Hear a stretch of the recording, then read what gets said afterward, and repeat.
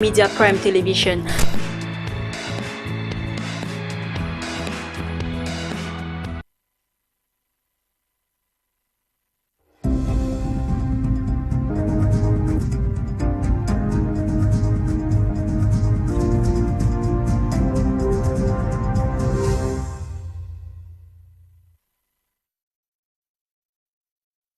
It is Wednesday, August 10, 2022. Many thanks for joining us on today's edition of Prime News on My Media Prime Television. I am Eileen. Now, holidaymakers in Cameroon are reportedly maximizing this period differently across the country. In this report, Nolinga takes us to the south region of Cameroon, where she says what children do as holiday job has been termed as child labor by local authorities. Take a view. Holidays, many say, are for relaxation and fun catching. However, for many holiday makers these days, it is time for business and recreational activities. This is Nsungkikang, a locality in Kribi. Precisely, we are at the Nsungkikang neighborhood where Ndongo, a student at the Rural Bilingual High School here, is into the production of concrete blocks as his own holiday job. For over 5 years now, Ndongo says this is what he does every holiday, permitting him to cater for his contemporary needs and also to enable him prepare for the next academic year and term respectively. J'ai choisi les fabriques parce que ça m'a permis en fait d'avoir un peu d'argent pour résoudre certains de mes problèmes, peut-être le cadre de la scolarité. Raison pour laquelle j'ai choisi la fabrique. J'ai fait peut-être 5 ans dans la fabrique et cela me permet de payer ma pension. Quelques vacances, je viens de temps en temps, je frappe pour avoir des solutions à mes problèmes. Mesak Olive has found herself marketing palm wine despite her gender, from the foundation of wanting to do a professional paid internship program which did not favor her. However, she calls this activity lucrative in her own words. Je suis venue en stage ici à Kribi. Bon, pour le moment, j'ai préféré faire dans le Matango parce que les consommateurs de Matango sont cool, ils sont simples et il n'y a pas de crédit. Although these kind of activities are geared towards income generation to enable their parents, nonetheless, the fact still remains that they are prohibited for minors. And on the other hand, parents also see it as a way of empowering their own children at a certain age. Really, devaluation is really bringing a lot of problems in this county. You see children going up and down, selling granola, selling pears, selling oranges, and so on and so forth. And because parents cannot meet up, it's making these children to do all this. It's not good. This is child labor, and it's some kind. In this act, as they are doing like that, you see some of them are being raped like young girls. Some men call them in their homes, they rape them, they make them to be virgin. Really, it's really a terrible situation. Children are not allowed to work, underage children, but now all types of children are on the street working and so on. And because the municipalities also do not have enough resources to keep the children, because we used to see during holidays, councils do keep children busy. In addition, the senior divisional officer for the Ocean Division had earlier banned these kind of activities for children and especially minors. However, due to the tough conditions and times most households are met with, the child is obliged to bear some of the parents' responsibilities while empowering themselves for better days. Onto this sad human interest story, a young commercial bike rider called Muhammadu Abdu, aged 21, has been murdered in Ekante village in Kongsamba by his client. The bike rider reportedly left the northwest for Kongsamba to continue his bike riding business and earn a living when he met his demise. Details in the following report with Nicole Tako. A 21-year-old bike rider, whose name we got as Muhammadu Abdul, has been killed and his bike taken away by his killers. The young bike rider left Isu village in the northwest region, Nsungkikang Samba, with passion and zeal to embark on his bike riding business in order to earn a living. Going about his daily activities, unfortunately he came across a bad client who led him to the Ekante village in Nsungkikang Samba, which led to his demise. The boy is not troublesome. We youths of Ekante village have learned that he is coming from Dub. It's been long since he started living here. We don't know if he goes to school or not. A young man of Ekante village, I know that the person who did this act is not from Ekante, because a youth from Ekante cannot do such a thing. They called to tell me that they have found the corpse of our friend in the bush. On arrival, we noticed he was assassinated with bladed weapons and he was dumped there since midnight. Meanwhile, accusing fingers are pointed at a young man living not far from the crime, as he was spotted with the bike of the deceased from the day of the murder till the moment the lifeless body was found. His colleagues asked others if they saw him. They said they saw his bike with someone else. But when they met him, he said Amadu gave him the bike to work with it. This morning, his colleagues kept searching before seeing his corpse in the bush. The presumed murderer, noticing that accusing fingers were pointed at him, ran and is yet to be found. Again, they came to look for the thief. They could no longer find him. It is still his colleagues that were asking questions, so the thief noticed he was a suspect and they were looking for him and he ran away.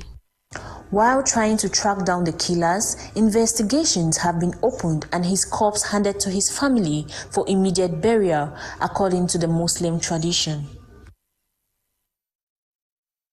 The first deputy mayor of Limbe City Council, Karen Mototanga, is facing backlash from her fellow YCPDM compatriots following her recent mischievous behaviors. In a meeting held earlier this week, the party officials called on the deputy mayor to respect party's internal rules and regulations. Joy Gun completes that story. The YCPDM presidents of the FACO 1A, B and the secretary of the FACO 1C sections in Limbe have confirmed what they describe as a disrespectful and unacceptable behavior in recent times of the Limbe City Council First Deputy Mayor, Mrs. Karen Mototanga Nora. The immediate incidents that provoked these allegations happened mid-last week, where the First Deputy Mayor decided to seal the mayor's office of the Limbe City Council without prior notification of the city mayor. Upon hearing this, Mayor Paul Efomengale tried to call his deputy to order to no avail. The SG gave instructions for the correspondence to go on indefinite leave, and SG is giving instructions for staff to go on indefinite leave without my knowledge, without my authorization, and they were gone for more than 1 week. Just because they want to frustrate my efforts. That is why I'm sealing this office. Until the SDO comes and resolve this problem. If anybody opens it, that is what he said, anybody opens this office without his coming here, it is to their detriment. This act of disrespect and insubordination, according to the Limbe City Council Mayor, earned the Deputy Mayor, Karen, an observation and a query letter on August 9, 2022. Mrs. Karen, being not only the first deputy mayor at the Limbe City Council, but equally the YCPDM president of the FACO 1C section, her actions attracted the attention of other YCPDM members in the area. In a meeting held on August 8, 2022, it was unanimously agreed that Mayor Karen's actions are continuously dragging the CPDM party in. We have the privilege as youth to occupy 2 positions in the 3rd largest city council in Limbe. We should not abuse such confidence. That is just my problem. It is too much, and I'm crying because the party is at stake here. the institution is at stake here. The city of Limbe is at stake here. Now that the crisis is going down and is calming down, we should not start to escalate it, because such attitudes, bad habits are easily copied. This is, however, not the first time Deputy Mayor Karen is breaking the trust of her compatriots, as accounted for by the May 4th vote of trust against her earlier this year. We are aware that her section ESCO of YCPDM Fako 1C had in a communique gave her a vote of no confidence, which was published on some media outlets. We are therefore writing this open letter to call on the section presidents of Fako 1A, B, and C and their militants to step in and bring order in their house. The YCPDM officials called on the youth of the party to be calm so as to prove to the party boss President Paul Biya that the youths are ready to take up post of responsibility. All efforts are being made to rebuild the party's image and bring Deputy Mayor Karen to order. Commuters plying the Lum-Sole road in the littoral region of Cameroon have decried the poor nature of the road, which is slowing down economic activities. They say transporting farm produce to the market has now become a nightmare. Get more in the following report with Catherine Ekongwe. Road users plying the Lum-Sole road in Mungo division of the littoral region of Cameroon have decried the bad state of their road. They say it is negatively affecting their economic activities. Some users equally complain that the muddy nature of the road has made accessibility almost impossible, with some cars unable to move, as it is a major problem to both farmers and transporters. They blame the bad state of the road on heavy-duty trucks and poor road maintenance, which is hindering the transportation of their farm produce to the market, being that the Tabaka, Sole and Yabasi areas produce large quantities of cocoa, palm oil, timber, limes, oranges, and many more. They added that the police, gendarme, and council are doing nothing to help the situation, but instead they collect money from transporters.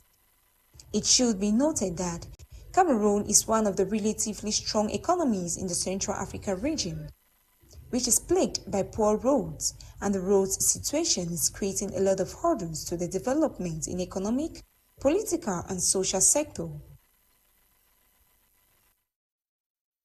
Now on to something else. New recruits of the 2022 Contingency Training Center for National Armed Forces Sifam Ngaundere were presented to the 5th Land Military Sector Tuesday, August 9, 2022 during a ceremony presided by Colonel or Lieutenant Colonel Fomo Jacques Theodore. Student journalist Linda B has details in this report. The 1,499 recruits of the 2022 contingent training at Sifam Ngaundere were presented to the 5th Land Military Sector Tuesday, August 9, 2022 after the 3 months of basic military training. They were placed under the supervision of Commander Fomo Jacques Theodore. L'effectif théorique était de 1,500. The initial number was 1,500. We made 1,460, an additional list of 47 after we deleted 40 names that joined, so we could remain with the 1,500. Currently, 2 dropped for pregnancy cases. Those on the waiting list joined and we are still waiting for it. If by Wednesday they are not here, they will not be counted in the effective of the center. We have 1,499 interns and 146 girls, representing 10%. They are taught manipulation of weapons, the technical and tactical knowledge, overcoming of oneself, sense of devotion to the fatherland. All these details were presented to the administrative authority under the watchful eyes of Divisional General Philippe Ayer. The school commander tasked his soldiers to discipline and respect for institution. On the research 1960, after being placed successively as Cameroon under British rule, as a German Portuguese in 1884, and later under the League of Nations mandate from 1999 to 1945. Finally, under the United States Partnership from 1945 to 1959 for East Cameroon, and from 1945 to St. Louis East, 61 for West Cameroon. On January 1st, 1960, Cameroon under French administration gained independence, and on October 1st, 1961, following a referendum, the South under British administration accepted to join East Cameroon, so the birth of the Federal Republic of Cameroon. The ceremony ended with colorful military parade and the visit of different workshops. Now, over in the west region of Cameroon, Bororos in that part of the country have celebrated the 28th edition of the World Indigenous Peoples Day on Tuesday, 9th August 2022. They used the opportunity to address their worries to the government while insisting on the need to educate every child. Fon Quinta completes that story. In order to raise awareness of the needs of indigenous people, Bororos in the west region of Cameroon commemorated the 20th edition of the International Day of the Indigenous People August 9 at the Banjul ceremonial ground, an opportunity for them to address their worries to government. As long as the government does not facilitate the establishment of birth certificates for all, the Bororo community will always be left behind. At 15 years, we don't have birth certificates. Sometimes, right up to 20 years, we don't have birth certificates. Our female children do not go to school just because they do not have birth certificates. And the parents on their part think that rather than moving forward, it's better to get married. Even if you have just one cow left, sell it and send kids to school to guarantee a brighter future. You will send one of your children to school, but in essence, you are saving to buy 1,000.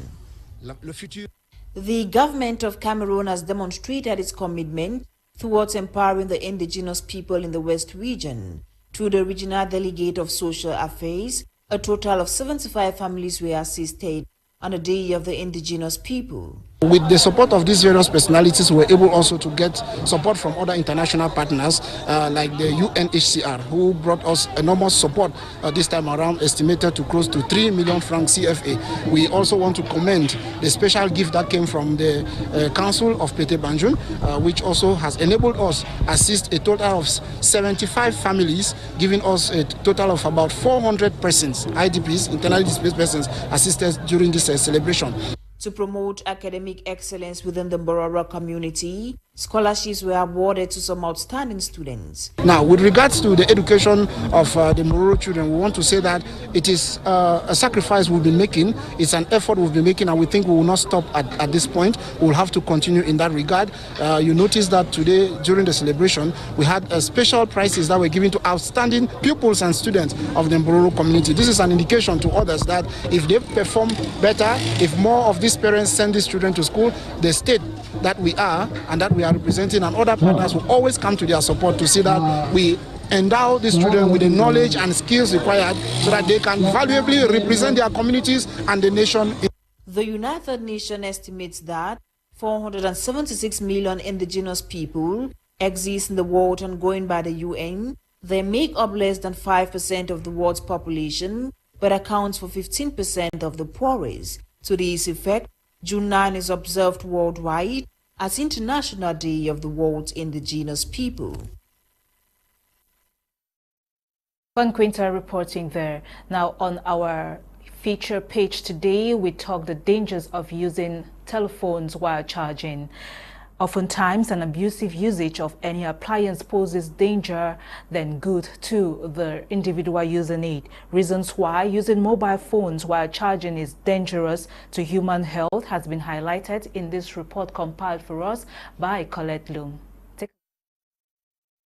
In contemporary society, majority of Android phones run out of battery within short intervals due to many applications, especially the internet usage. As such, people tend to use these phones while on charge in order to meet up with their businesses or to catch up with friends. The issue at stake is many people are not of the know that using phones while on charge are devastating to health. Medics have it that when a phone is used while charging, the person is avoid placing the phone close to the head. This, according to science, the device emits low intensity. Going by medics, these radiations can likely cause brain damage in the long run when the phone is habitually placed on the head while charging or receiving calls. It is worth noting that technically there is a transfer of electric charges in and out of the phone, which creates a magnetic as well as air field and involved in this process. According to medics, some parts of the heart could be prone to damage when using a phone while it's on charge. Moreover, there are other effects of this action, such as explosion, electrocution, cable damage, heating up, and slow charging. Cameroonians are therefore called upon to stop using phones while on charge, since the dangers are enormous and devastating to health. The World Health Organization has declared air pollution as a public health emergency. Air pollution is estimated to take the lives of about 7 million persons yearly, with 2 million more dying prematurely due to health complications such as lung cancer, diabetes, stroke, and more. Bukengo Worthy completes that story. According to the World Health Organization, air pollution accounts for many serious health conditions including pulmonary diseases, neurological disorder, cardiovascular problems, and many more. Exposure to air pollution is responsible for chronic obstructive pulmonary diseases, lung cancer, pneumonia, name it. But in addition to that, we know now that these toxic particles will come to our lungs and from there through the bloodstream will reach our cardiovascular system and then be responsible for ischemic heart disease, for neurological disorders, for stroke, for neurological problems as well in general, and reproductive system issues. With 92% of the world's population living in areas with poor air quality, it is safe to say the condition is indeed a major health risk as stated by the World Health Organization. When you have more than 7 million premature deaths every year, every single year, associated with exposure to air pollution, I'm sure that everybody agrees that this is a major public health issue. Experts say air pollution kills more people than HIV and AIDS, tuberculosis, and malaria combined since 2017. 9 every 10 people around the world, particularly those living in cities, are breathing air that is not consistent with what WHO consider the good standards according to our air quality guidelines for breathing and still be healthy. Nonetheless, the risks of air pollution can be reduced by means of choosing the right source of energy supply we use.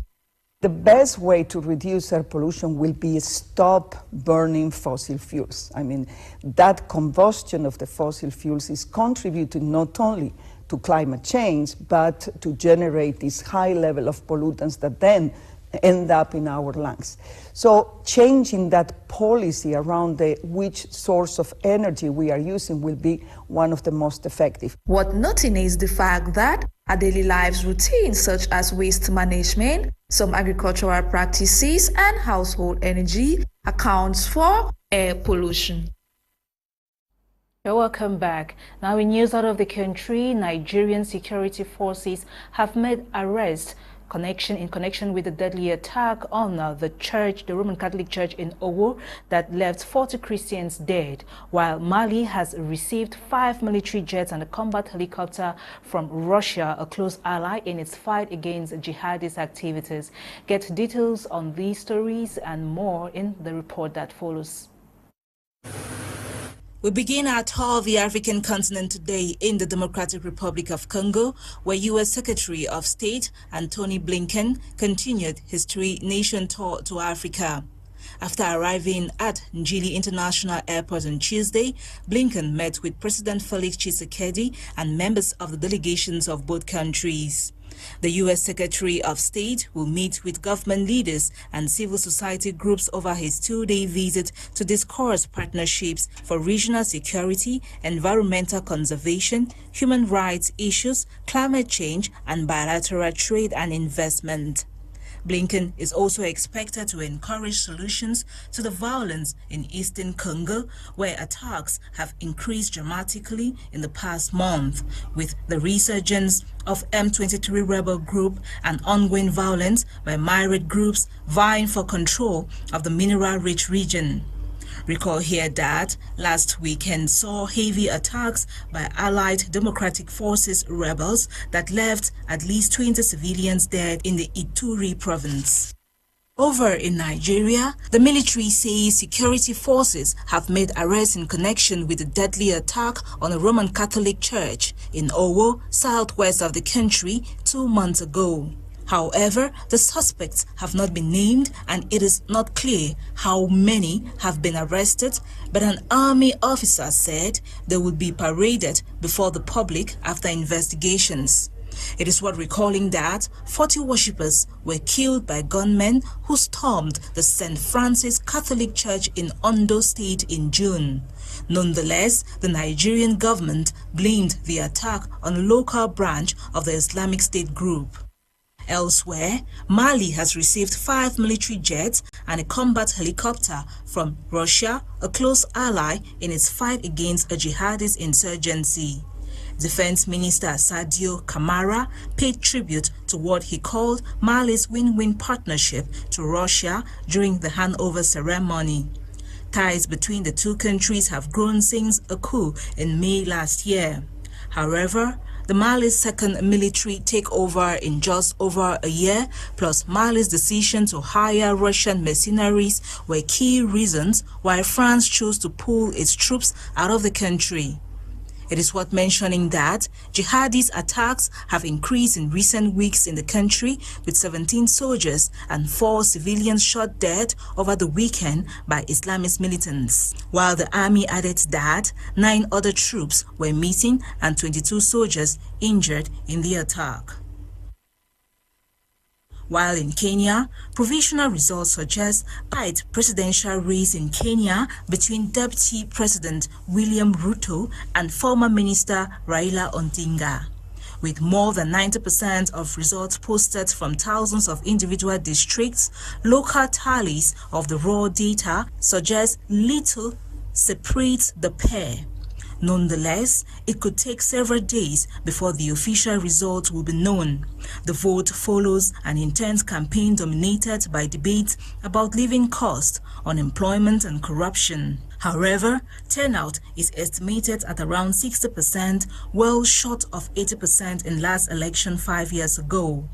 Tuesday was marked as largely peaceful election day, marred by logistical delays and a failure of the identification kit in some parts of the country. Now on to sports to conclude. The Cameroon Football Federation FECAFOOT has made a statement on the COC sportive problem. This was in a release signed on August 9, 2022 by the lawyer of this federation. Cynthia Azanyu read through that communique and brings the details to us in the next report. The Cameroon Football Federation FECAFOOT, through their lawyer Florian Bayen-Hebga, has explained why they put an end to their contract with the French kit supplier Lecoq Sportif. In a statement released on the 9th of August 2022, FECAFOOT explains that they were shocked to see Lecoq Sportif use social media platforms to air their grievances and even disrespect the confidentiality clauses they had signed with the federation. It is equally said in the release that the contract stipulated the non-respect of clauses by both parties could lead to cancellation of the contract. According to FECAFOOT, Lecoq Sportif failed to make payments as they normally should according to their contract. Tired of waiting 60 days later, although the contract did not oblige FECAFOOT to wait that long for the payments, the federation, in agreement with their contract, decided to look for a new supplier. A paragraph in this same release says that after failing to pay the amount agreed upon, the French company had attempted talking to FECAFOOT Secretary General to convince him that nothing wrong was going on, whereas he is not fit to talk on behalf of the Federation on such matters. Cynthia Zanu's report on the Coxportive's problem with FECAFOOT concludes today's edition of Prime News that was produced by Nolinga, Ewane. I have been Eileen Sama for a presentation. Thanking you all for listening and viewing, and just to say that the news was compiled by Lasha Kingsley, and to enjoy the rest of programs on My Media Prime Television this night. Up next is Prime Hour. Bye for now.